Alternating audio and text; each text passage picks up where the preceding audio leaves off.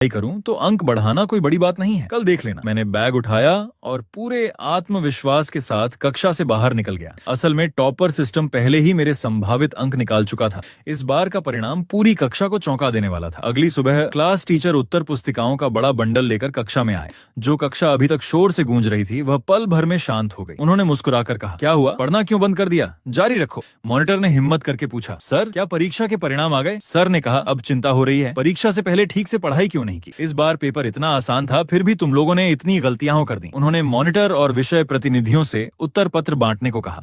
जैसे ही मुझे अपनी कॉपी मिली, मेरे चेहरे की मुस्कान छिपाए नहीं छिप रही थी। गणित में अतिरिक्त मेहनत का नतीजा सामने था। जिंदगी में पहली बार मैंने गणित में 3 अंकों का स्कोर हासिल किया था, पूरे 100 अंक। मैं मन ही मन खुशी से झूम उठा। मेई लियांगशिन ने मेरा पेपर देखा तो उसकी आंखें फैल गईं। अरे कमाल कर दिया, तुमने सच में इतने अंक हासिल कर लिए। उसकी जोरदार आवाज सुनकर आसपास के सभी छात्र इकट्ठा हो गए। सब हैरानी से चर्चा करने लगे। क्लास टीचर ने संतोष से मेरी तरफ देखा और कहा, इस बार मैं वेन शेंग की विशेष प्रशंसा करना चाहता हूँ। हर विषय में इसकी प्रगति शानदार रही है, खासकर गणित में।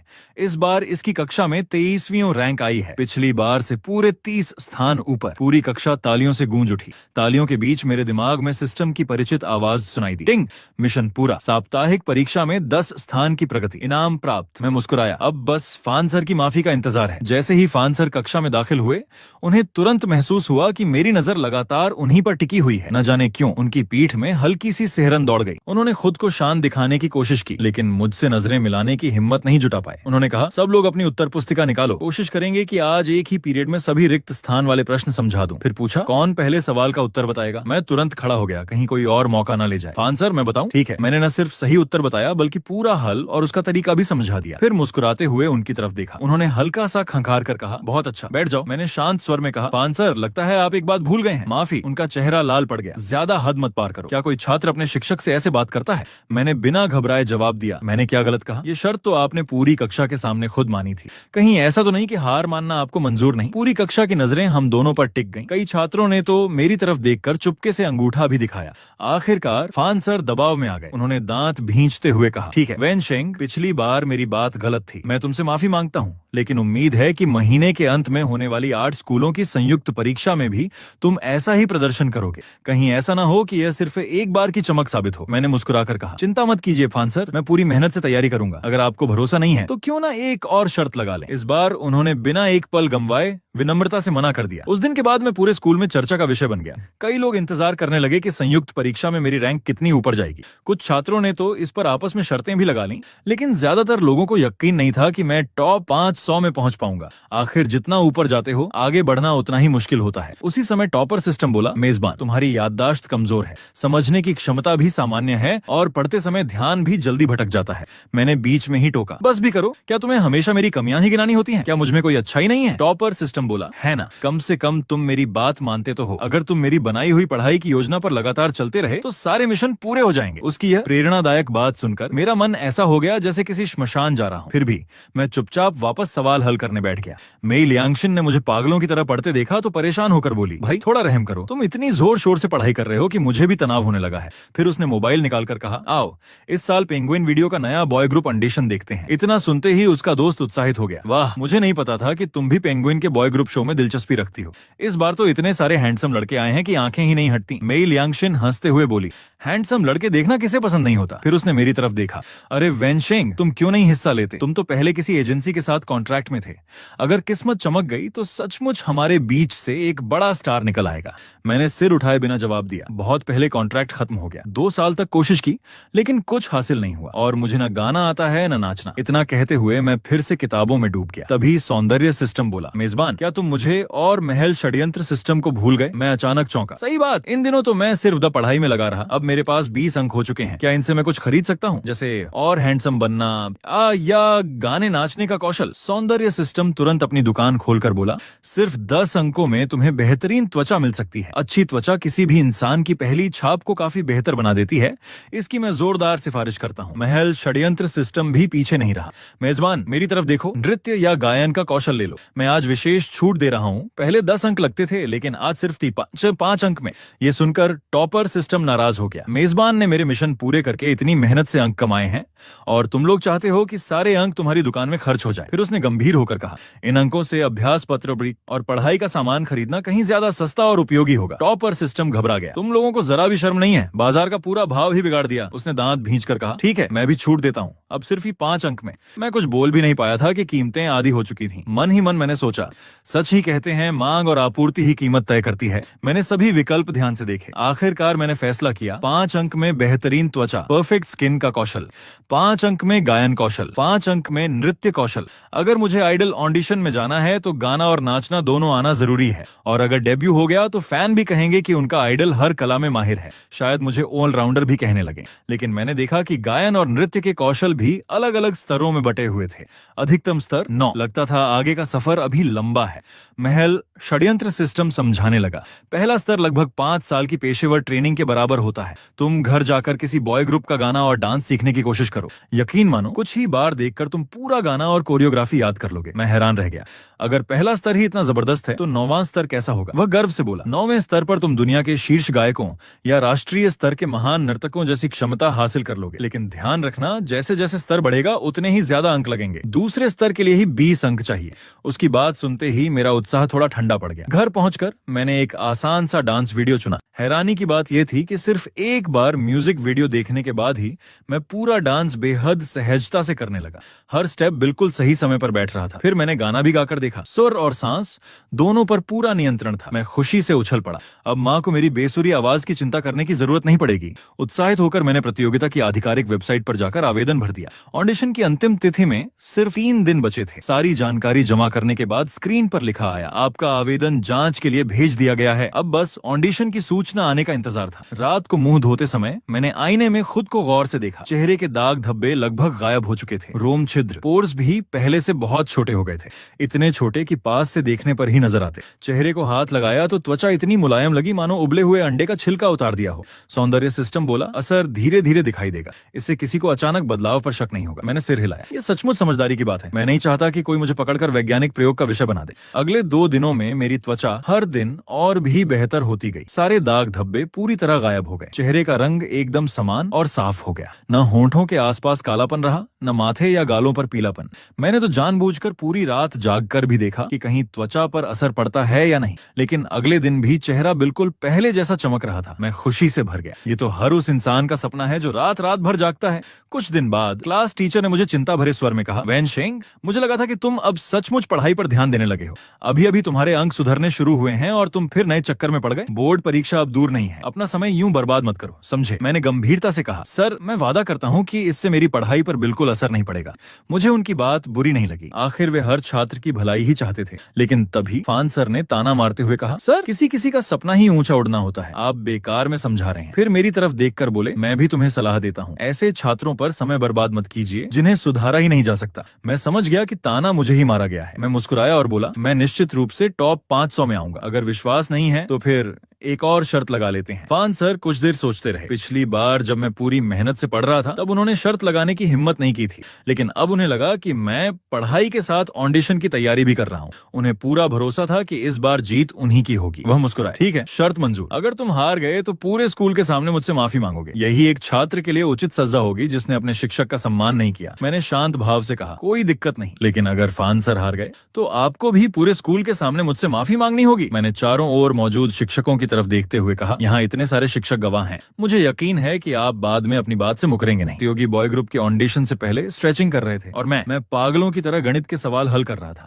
कारण था मेरे दिमाग में लगातार बोलता रहने वाला टॉपर सिस्टम। आसपास के लोग मुझे अजीब नजरों से देख रहे थे, लेकिन मेरे मन में सिर्फ एक ही बात चल रही थी, मैं भी ऐसा नहीं करना चाहता, लेकिन ये टॉपर सिस्टम तो सिर पर सवार हो गया है। वो बार बार कह रहा था, प्रश्न पुस्तिका साथ लेकर चलो। फिर याद दिलाता, फान सर के साथ लगी शर्त याद है? क्या सचमुच पूरे स्कूल के सामने उनसे माफी मांगकर शर्मिंदा होना चाहते हो? जैसे ही मैंने वह दृश्य सोचा, मैंने तुरंत हार मान ली। ठीक है, ले चलता हूँ, अब चुप भी हो जाओ। इस तरह एक अजीब नजारा बन गया। जहाँ बाकी लोग वार्म अप कर रहे थे, वहीं मैं गणित के सवालों में डूबा हुआ था। तभी एक महिला चुपचाप मेरे पीछे आकर खड़ी हो गई। उनका नाम दुआन शियोपिंग था। वह इस पूरे ऑडिशन कार्यक्रम की मुख्य प्रभारी थी। उन्होंने मुझे देखा, मैं बुदबुदा रहा था, यह सहायक रेखा ऐसे जोड़नी चाहिए। उनकी आंखों में जांचने वाली नजर थी। शायद वो सोच रही थी, अभी से टॉपर वाली छवि बनाने की कोशिश कर रहा है। लेकिन जैसे ही मैंने सवाल पूरा किया, मेरा नंबर आ गया। मैं तुरंत उठकर कमरे के अंदर चला गया। मैंने उनकी तरफ देखा तक नहीं। हैरानी की बात यह थी कि दुआन शियाओपिंग वहीं बाहर खड़ी रहीं। शायद उन्हें लगा था कि मैं बुरी तरह रिजेक्ट होकर बाहर निकलूंगा। कमरे के अंदर 3 जज बैठे थे। बीच में मशहूर गायिका ली जुहोंग थी। उन्होंने मुझे देखा तो उनकी आंखें चमक उठी। उन्होंने इशारा किया, शुरू करो। मैंने गाना शुरू किया। संयोग से मैंने जो गीत चुना था वह खुद ली जुहोन का गाना था। इस गीत की कठिनाई उनसे बेहतर कोई नहीं जानता था, लेकिन मैंने न सिर्फ पूरा गीत बेहतरीन तरीके से गाया बल्कि ऊंचे सुर और कठिन वोकल रन भी बिना किसी गलती के पूरे कर दिए।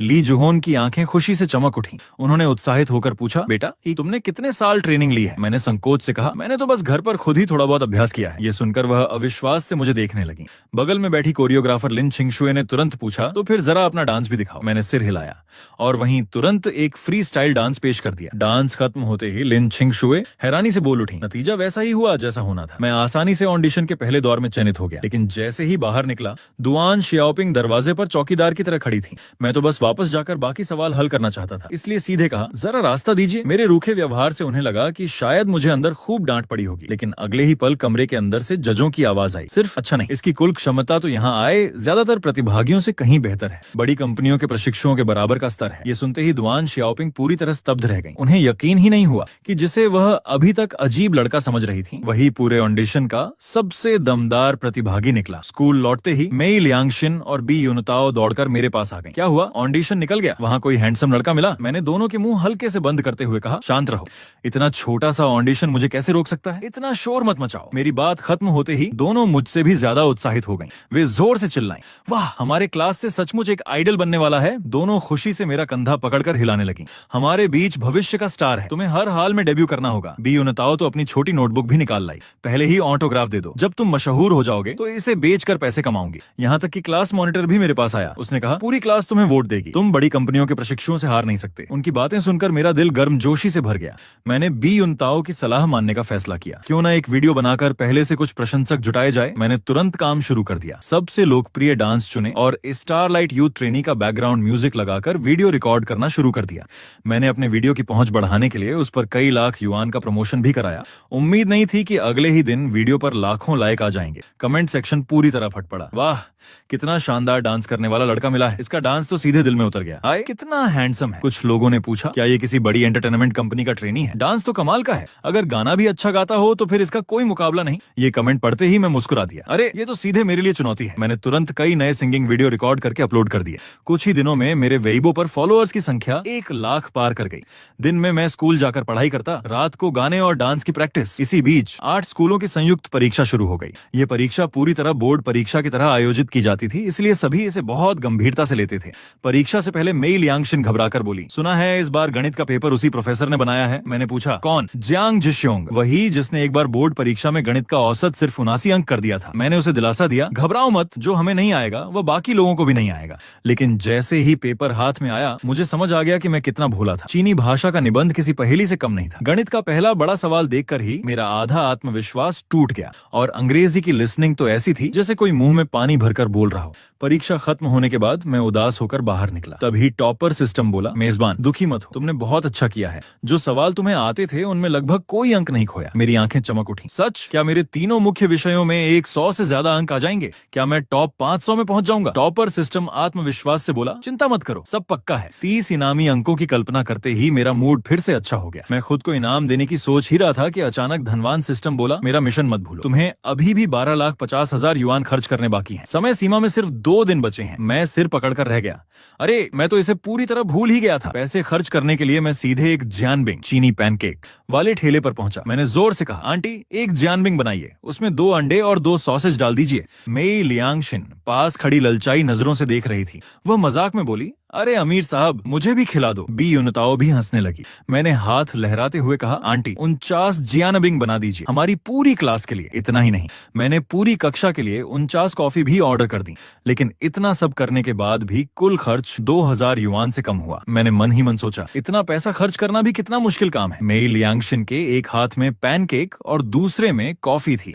वह हैरानी से बोली, क्या तुम्हें लॉटरी लग गई? अचानक पूरी क्लास को दावत क्यों दे रहे हो? मैंने हंसते हुए कहा, मजाक कर रही हो, मैं बहुत अमीर हूँ। मेरे मेरे पास इतना पैसा है कि खत्म ही नहीं होता। चलो अब मुझे और पैसा खर्च करने जाना है। सच कहूँ तो मुझे समझ ही नहीं आ रहा था कि इतना पैसा कहाँ खर्च करूँ। जल्द ही आइडल प्रतियोगिता शुरू होने वाली थी। मैंने सोचा क्यों ना कुछ महंगे और कम मशहूर लग्जरी ब्रांड खरीद लिए जाए। वैसे भी अगर शो वाले मुझे गरीब प्रतियोगी दिखाने की कोशिश करें तो ये चीजें काम आएंगी। मैं तुरंत शॉपिंग मॉल पहुंच गया। एक ऐसी लग्जरी दुकान में गया जहां ग्राहकों से ज्यादा सेल्समैन थे। जैसे ही अंदर गया, सेल्समैन दिंग योंगहुई ने मेरी स्कूल यूनिफॉर्म देखकर शक भरी नजर से पूछा, छोटे भाई कहीं तुम गलत दुकान में तो नहीं आ गए? मैंने कोई जवाब नहीं दिया, सीधे कपड़ों के दाम देखने लगा। 3,000, 9,000, 900, 4,300। मैंने निराश होकर लंबी सांस ली। इतना सस्ता? कुछ और महंगा नहीं है? मुझे तो कम से कम 10 लाख युआन खर्च करने हैं। मेरी बात सुनते ही सेल्समैन की आंखें फैल गईं। शायद उसे लगा कि कहीं मैं उन कहानियों वाला अमीर लड़का तो नहीं जो साधारण कपड़ों में घूमता है। इसलिए उसने मेरा मजाक उड़ाने की बजाय बड़े सम्मान से लिमिटेड एडिशन घड़ियां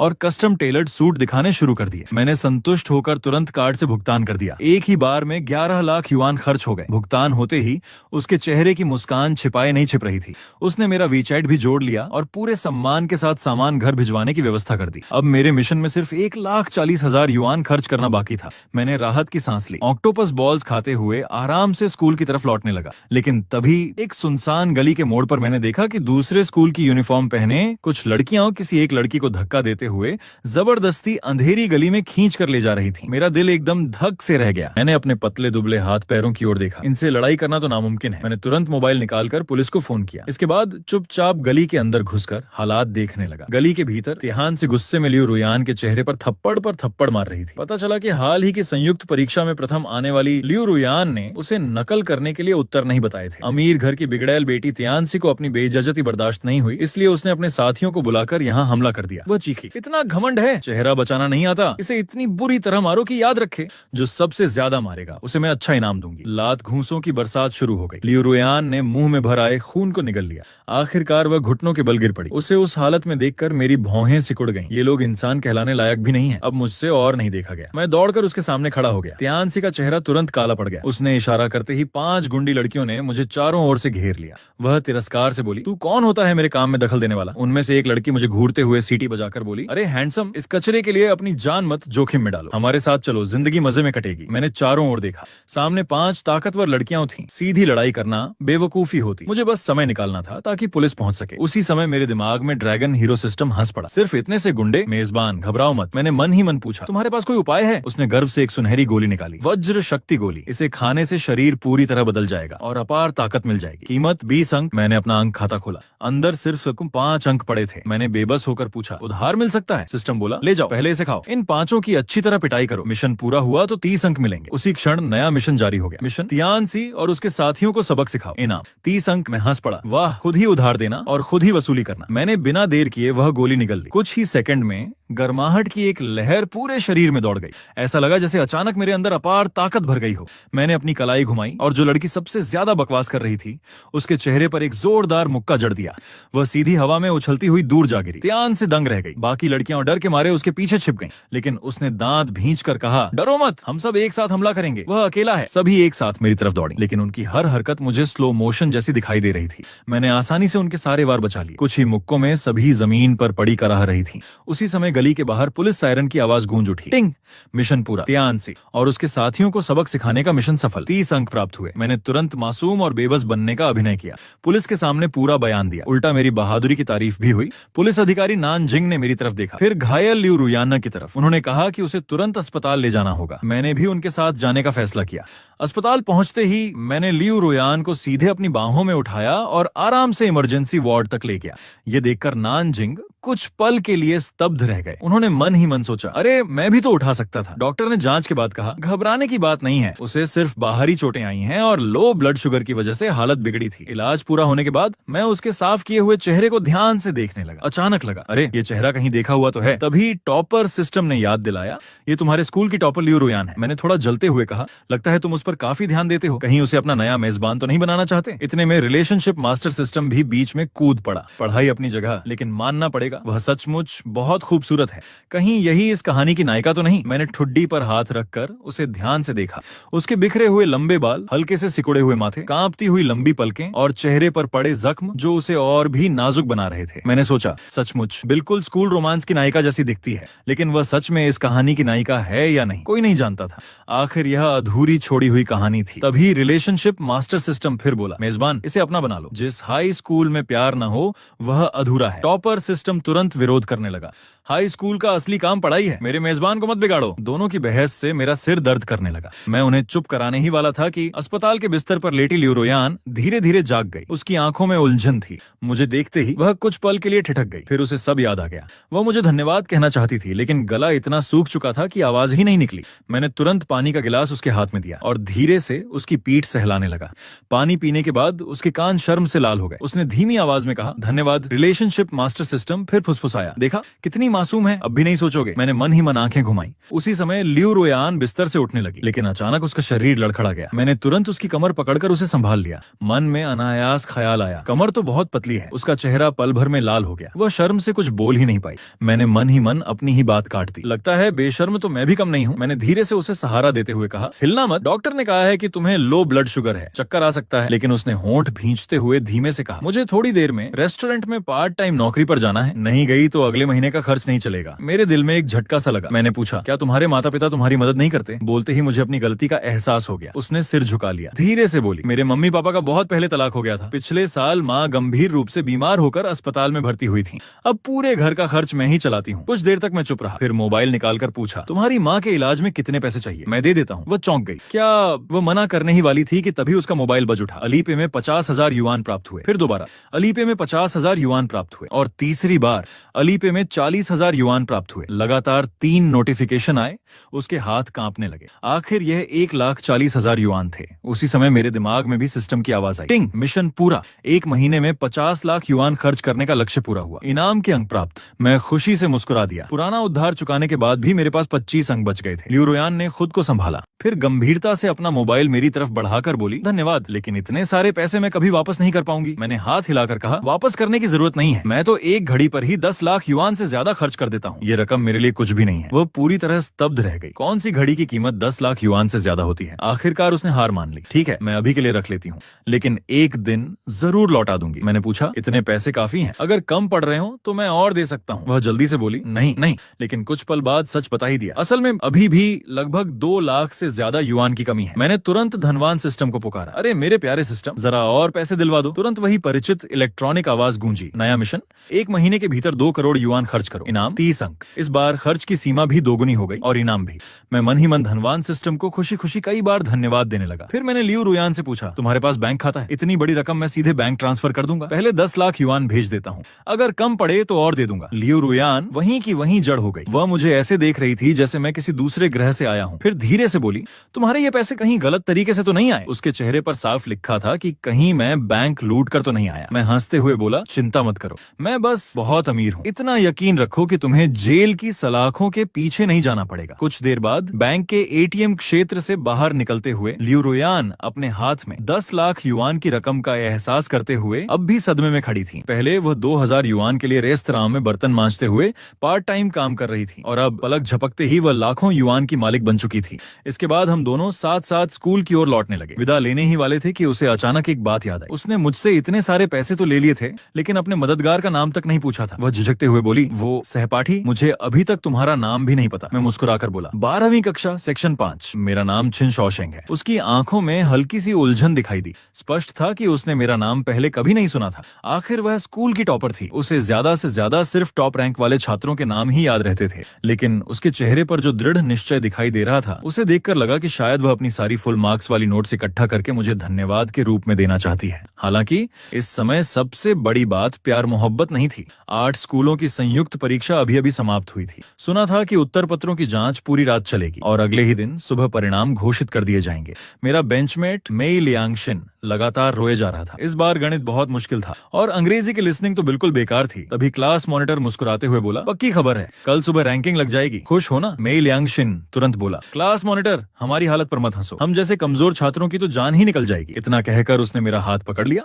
मैं तुरंत एक कदम पीछे हट गया। मुझे इसमें मत घसीटो, मैं तुम्हारी तरह कमजोर छात्र नहीं हूँ। मेरी बात सुनते ही सब लोग कुछ पल के लिए चुप रह गए, फिर हैरानी से बोले, क्या? हमने तो सोचा था कि हम दोनों हमेशा साथ साथ कमजोर छात्र रहेंगे, अब तुम हमें छोड़कर टॉपर बनने चले हो? बी यूनिताओ भी सिर हिलाने लगी। आखिर वह रोज मुझे डोइन टिकटॉक चाइना पर वीडियो डालते हुए देखती थी। उसे बिल्कुल भरोसा नहीं था कि मैं अपनी पढ़ाई भी इतनी अच्छी तरह संभाल सकता हूँ। उन सब की शंका देखकर मुझे सफाई देने का जरा भी मन नहीं हुआ। मैंने मन ही मन सोचा, कल जब रिजल्ट आएगा तब मेरी रैंक ही सबको जवाब दे देगी। अगली सुबह स्कूल के गलियारे में पहली बार 2 बड़े लाल रिजल्ट बोर्ड लगाए गए। उन पर संयुक्त परीक्षा के टॉप 500 छात्रों की रैंकिंग थी। भीड़ देखते ही देखते उमड़ पड़ी, चारों तरफ शोर मच गया। लियू रुयान फिर से पहले स्थान पर है। इतना मुश्किल गणित का पेपर था, फिर भी उसने पूरे 150 में 150 अंक हासिल कर लिए। ये इंसान है भी या नहीं? मेई लियांगशिन अपनी लंबी कद काठी का फायदा उठाते हुए भीड़ में घुस गया। वो बोला, चाहे मेरी रैंक अच्छी आई या नहीं, सबसे पहले रिजल्ट तो देखूंगा। भीड़ में से उसकी आवाज आई, क्लास मॉनिटर 127वीं रैंक, बी यूनताओ 259वीं रैंक। फिर वह अचानक जोर से चिल्लाया, छिन शॉशेंग।